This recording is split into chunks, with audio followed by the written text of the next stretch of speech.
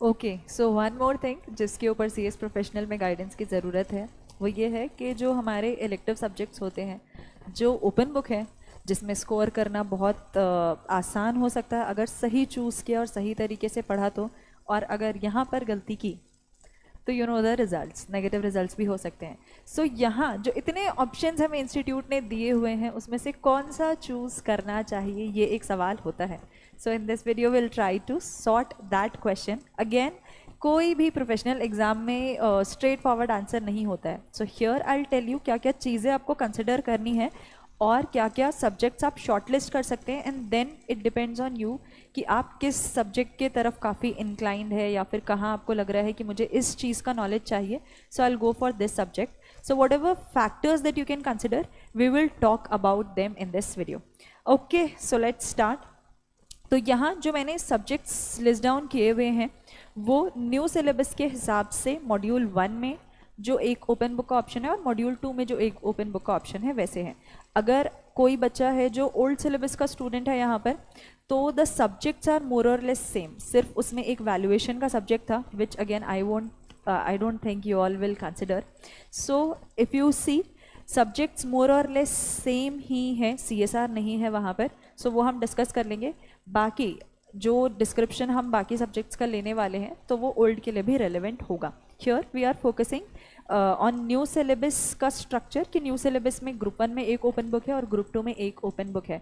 Group 1 में आपके पास 4 options है, ग्रुप 2 में आपके पास, आ जाओ, हाँ, 5 ऑप्शंस है। सो ग्रुप 1 में जो ऑप्शंस है, 4 options, CSR and social governance, audit का, artificial intelligence, AI and all, and intellectual property rights. और ग्रुप 2 में you have arbitration, mediation, conciliation, GST, labour laws, banking and insurance और IBC। इसका थोड़ा बहुत हम एग्जीक्यूटिव से पढ़ के आ रहे होते हैं। Now when you have to decide कि कौन सा ओपन बुक सब्जेक्ट आपको चूज़ करना है, कुछ पर्सपेक्टिव्स कंसिडर करना। जैसे मैं हमेशा बोलती हूँ, 3 फैक्टर्स है, 3 पर्सपेक्टिव्स है, नॉट फैक्टर्स, 3 पर्सपेक्टिव्स जो हमें कंसिडर करने चाहिए। सबसे पहला जो है दैट इज़ एग्ज़ाम पर्सपेक्टिव, कि एग्ज़ाम पर्सपेक्टिव से कौन सा इजी है, कौन सा स्कोरिंग है, किस में पासिंग परसेंटेज ज़्यादा है, etcetera etcetera. That is exam perspective. Examiner perspective से एक तो बिल्कुल कौन सा, किस में ज़्यादा पासिंग परसेंटेज है, पास्ट रिकॉर्ड्स अगर देखें तो वो है। उसके अलावा किस तरीके से सवाल पूछे जा सकते हैं, that is under the second perspective. और जब चेकिंग भी होती है तो उस हिसाब से भी हम देख सकते हैं कि there are things, open book का अगर आपने किसी से सुना होगा, देर आर थिंग्स जो बुक के बाहर से भी पूछे जाते हैं। So that also you have to consider कि किस में ज़्यादा चांसेस है, किस में कम चांसेस है। चांसेस सब में है, you have to consider that as well. And third, जो हम जनरली कंसिडर नहीं करते, we just want to see कौन सा सब्जेक्ट आसान है, कौन से टीचर पढ़ा रहे हैं, सब लोगों ने, मेरे फ्रेंड्स ने क्या चूज़ किया, and then we go for it. But there is another perspective, that is career perspective, that you should focus on. So 3 perspectives that you can focus on, you can consider. तो यहाँ अगर मैं पहले perspective से ही बात करूँ, exam perspective से, कि कौन सा आसान है, तो आई बिलीव हम कुछ सब्जेक्ट्स यहाँ से हटाना चाहेंगे। यस, चल। सो AI का सब्जेक्ट बहुत AI is the buzzword right now, but when it comes to learning AI, it's a separate world. तो AI, I don't think we are considering as a student. See, ये जो भी मैं बताऊंगी, मैं अगर एक स्टूडेंट होती तो क्या चूज़ करती उस हिसाब से बताऊंगी। There is no hard and fast rule कि यही अप्लाई होता है या रैंक के लिए और whatever यही करना चाहिए। As a student या as a teacher also, what are my views? I'll put them on the table and then you have to decide. तो झगड़ा नहीं करना मुझसे कि आपने ऐसे क्यों किया, ठीक है। सो AI एज अ स्टूडेंट मैं हटा देती बिल्कुल, क्योंकि मेरे पास ऑलरेडी बहुत सारा लोड है लेने के लिए। I want take another one. And similarly forensic audit, इनकी मॉड्यूल ज़्यादा मोटी नहीं होती है, लेकिन भाई साहब जो लैंग्वेज होता है and the things that they have, these are very interesting when you want to know about them. But when it comes to exam थोड़ा सा दिक्कत हो जाता है फॉरेंसिक ऑडिट में। तो ये 2 जो हैं वो मैं बिल्कुल साइड करके, और फिर बचे हुए 2 में मैं टॉस करती, या ऑफ कोर्स टॉस नहीं करेंगे हम, आई वुड सी कि कौन सी चीज़ें मुझे आगे कंसिडर करके फाइनलाइज करना है. सो ग्रुप 1 में अगर हम बात करें तो सब्जेक्ट बचता है CSR एंड सोशल गवर्नेंस और IPR. Both are really good. इनके बारे में और डिटेल में हम बात करेंगे. एंड ग्रुप 2 की अगर हम बात करें, आर्बिट्रेशन, मीडिएशन, कंसिलिएशन, ये आपने एग्जीक्यूटिव में पढ़ा हुआ है. So this is something that can be considered. But क्यों कंसिडर नहीं करेंगे, आई विल टेल यू. क्योंकि जब हम शॉर्टलिस्ट करने जा रहे हैं, इससे बेहतर सब्जेक्ट्स हमारे पास है. I will come to that. Then GST. अब GST, कॉर्पोरेट टैक्स प्लानिंग, सबसे बड़ी बात तो ये हो गई कि हमारे न्यू सिलेबस में टैक्स ही हटा दिया. तो जब टैक्स रेगुलर में हटा दिया है, हम क्यों ओपन बुक में पढ़े. हाँ, until unless you are a person who has decided कि मुझे आगे जाके GST में काम करना है, then you can choose this. Only then I would suggest कि ये चूज़ कीजिए. Otherwise if you want knowledge of this particular subject then that is okay, क्योंकि इसके आगे आपको पढ़ने का मौका नहीं मिलेगा. बट अगर आपको एग्जाम पर्सपेक्टिव से सोचना है, या फिर यू आर नॉट श्योर कि मुझे GST में ही काम करना है, you want to explore other things, तो don't give it a chance अभी एग्जाम में, कि अभी एग्जाम से खेलो मत. So GST you may want to discard, because professional से अब टैक्स हट चुका है. ओल्ड सिलेबस की अगर बात करें तो that was direct tax old syllabus में, so that can be considered. उसमें भी इशू ये होता था कि direct tax is very vast, तो उस वक्त भी हम ये सब्जेक्ट चूज़ नहीं करते थे. Then comes labour laws. इसके बारे में हम बात करेंगे. Banking and insurance. Banking and insurance, in case आपका मन कर गया कि CS से मन भर गया है, so you want to you know or whatever may be the scenario, I don't know the reason this has been included. Maybe क्योंकि वहाँ पर भी compliances बहुत ज़्यादा रहते हैं. We learn about RBI Act हम पढ़ते हैं, IRDAI के guidelines और acts हम पढ़ रहे हैं. इंश्योरेंस का रजिस्ट्रेशन कैसे होता है इंश्योरेंस कंपनी का, बैंक्स का, NBFCs का, वो हम पढ़ रहे हैं. सो ऑफ कोर्स ये रेलिवेंट है, बट एज अ सब्जेक्ट इसको अलग से टाइम देना, क्योंकि ये अलग ही दुनिया है कंपनी लॉ से. सो यहाँ पर थोड़ी सी दिक्कत आ सकती है. So that's the reason when I am shortlisting ना, I will go for labour laws and IBC. तो अभी हमारे पास एग्जाम पर्सपेक्टिव से, जब पहला पर्सपेक्टिव है हमने देखा, उस पर्सपेक्टिव से ग्रुप 1 में, मॉड्यूल 1 में बचे CSR और इंटेलेक्चुअल प्रॉपर्टी राइट्स IPR, और ग्रुप 2 में बचता है लेबर लॉस और इंसॉल्वेंसी. तो ये हो गया हमारा exam perspective. Then comes examiner perspective. Passing percentage वगैरह देखेंगे, क्वेश्चंस किस हिसाब से आते हैं वो देखेंगे. So let's go subject wise. अगर मैं CSR की बात करूं, सो CSR एंड सोशल गवर्नेंस, इसमें 50 मार्क्स का CSR है और 50 मार्क्स का सोशल गवर्नेंस है.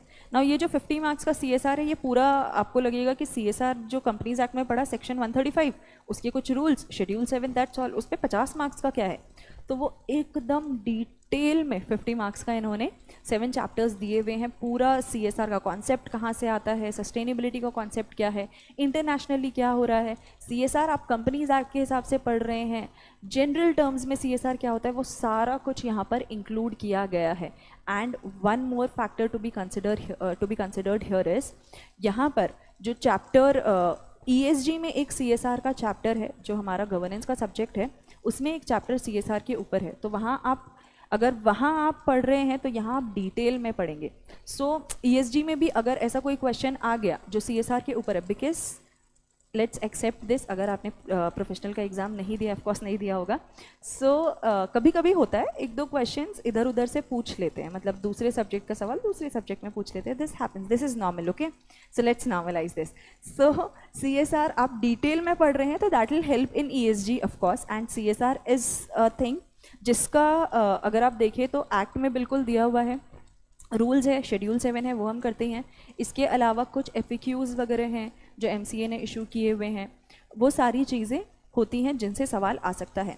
एंड सोशल गवर्नेंस का जो पार्ट है, जहाँ पर you get to learn about the social stock exchange et cetera, वो हम करियर के बारे में आगे जब बात करेंगे then will discuss. Examiner perspective से अगर मैं बोलूँ तो सोशल गवर्नेंस में कुछ पार्टनरशिप, ट्रस्ट, NGOs, इनसे रिलेटेड चीज़ें दी हुई हैं. तो एग्जीक्यूटिव में जो आपने सेटिंग अप के सब्जेक्ट में पढ़ा होगा, उससे वो बेस क्रिएट हो गया होगा, partnership related, trust related, society related, तो उसी का और डिटेल में यहाँ पर है. सो दिस सब्जेक्ट ना, दिस वोंट बी समथिंग जिसमें बहुत ज़्यादा एफर्ट डालना पड़ रहा है कि ये तो कुछ अलग ही है, लाइक जिगल का सब्जेक्ट वो कुछ अलग ही है, या टैक्स का सब्जेक्ट कुछ अलग ही है जो बाकी से मैच नहीं कर रहा है. It won't be like that. जो आपको ऑलरेडी चीज़ें पता है उससे रिलेटेड ही. So you know the foundation is clear and based on that your constructing a building, so it is easier.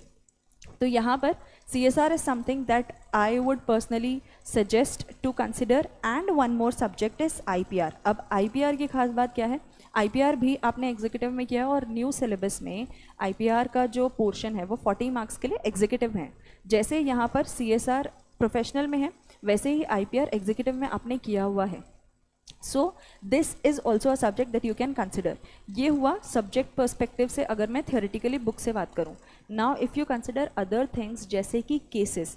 अब केसेस की अगर हम बात करें तो CSR का जो टॉपिक है उसमें बहुत ज़्यादा अभी केसेस अवेलेबल नहीं है। जो प्रॉब्लम होता है ना कि बुक से बाहर से पूछे जाते हैं या बहुत ज़्यादा कॉम्प्लिकेटेड होता है, IPR में थोड़ी सी वो डिफ़िकल्टी आती है, but if it is like related to the case laws you would be able to write. But IPR में जहाँ बात आती है बहुत सारे सब्जेक्टिव होती हैं चीज़ें, बहुत सारे फैक्ट बेस्ड होती है, वहाँ थोड़ा सा दिक्कत आता है, which is not there in CSR। So these are the 2 subjects that you can consider from exam perspective. और अगर मॉड्यूल 2 की बात करें, फिर लास्ट पर्सपेक्टिव में बात करेंगे। हमने आर्बिट्रेशन हटा दिया, GST हटा दिया, बैंकिंग एंड इंश्योरेंस हटा दिया है, बिकॉज दीज आर समथिंग जो अलग से ही पढ़ना पड़ेगा आपको, बिल्कुल अलग। अब बात आती है लेबर लॉस की और इंसॉल्वेंसी की। लेबर लॉस अगेन जैसे वहाँ IPR था, यहाँ पर लेबर लॉस जो है न्यू सिलेबस में 40 मार्क्स का लेबर लॉस है सेटिंग अप के सब्जेक्ट में। तो वहाँ पर आपका अगेन बेस क्रिएट हो चुका है। जो चीज़ें, जो एक्ट्स, वहाँ पर बहुत सारे एक्ट्स हैं, वो बेसिक इंट्रोडक्शन आपको मिल गया था, इसी का डिटेल्ड वर्जन यहाँ पर दिया हुआ है। बहुत सारे केसेस दिए हुए हैं और जो कॉन्सेप्ट आपने एग्जीक्यूटिव में किया हुआ है, जो बहुत सारे लेबर लॉज है कॉन्स्टिट्यूशन से कैसे रिलेट होते हैं, वो सारी चीज़ें यहाँ पर दी हुई हैं। And when it comes to IBC again 2016 का ही कोड है, नया कोड है, इसमें भी काफ़ी सारे केसेस हैं। And you get to learn a lot from this, that again is in career perspective. Examiner perspective से अगर मैं बात करूँ तो both stand at the same position. इसमें दोनों में ही काफ़ी सारे केसेस हैं, दोनों में ही काफ़ी सारे प्रोविजंस आपको जानने को मिलेगा। IBC में ऐसे है एक कोड के बारे में आप पढ़ रहे हैं, और लेबर लॉज में ऐसे है कि बहुत सारे एक्ट्स के बारे में आप पढ़ने वाले हैं। And IBC also you have CRVI में, CRVI का जो सब्जेक्ट है उसमें आपका इंसॉल्वेंसी पार्ट भी है, जो पहले 50 मार्क्स का था, अभी I guess it is for 40 marks. Yes, so यहाँ पर 40 मार्क्स के लिए वो है। सो दैट ऑल्सो हेल्प्स, क्योंकि अगर आपने एक जगह पढ़ लिया तो वो दूसरी जगह काफ़ी काम आता है। So insolvency is something that you can consider in this group, और अगर वो नहीं then the second option is labour laws. ये हो गया एग्जामिनर पर्सपेक्टिव से। फटाफट तीसरे पर्सपेक्टिव पे, बहुत धीरे धीरे बोल रही हूँ शायद मैं, बट डिटेल में हमें डिस्कशन करना था इसके लिए। And the last thing that is career perspective से। नाउ अगेन करियर पर्सपेक्टिव से हमारा एग्जाम हो गया, हम पास हो गए। अब आगे जब काम कर रहे हैं, when you are working as a professional और एज एन एम्प्लॉय CS और एज प्रैक्टिसिंग CS, दोनों हिसाब से आपको कंसिडर करना पड़ेगा। अगर आपने डिसाइड किया हुआ है कि कौन सा करना है तो उस पर्सपेक्टिव से कीजिए। I discuss about both. अगर मैं CSR एंड सोशल गवर्नेंस की बात करूँ, there is a huge scope, because CSR we all know कि कितना ज़्यादा इसके ऊपर अभी ध्यान दिया जा रहा है, सस्टेनेबिलिटी के ऊपर कितना ध्यान दिया जा रहा है, जो ग्रीन बॉन्ड्स वगैरह का कॉन्सेप्ट है, सोशल स्टॉक एक्सचेंज का कॉन्सेप्ट है, ये सारी चीज़ों पे बहुत ज़्यादा फोकस किया जा रहा है। सो करियर पर्सपेक्टिव से of course there is huge scope in this subject. Same is the case with IPR as well. IPR में अगर आपको as a practising company CS if you want to work and if you want to work in this field, कि मुझे trademark वगैरह का काम करना है, कॉपीराइट का काम करना है, तो यहाँ से आप वो लर्निंग्स ले सकते हैं, बेसिक नॉलेज यहाँ से गेन कर सकते हैं। So these both are good from career perspective.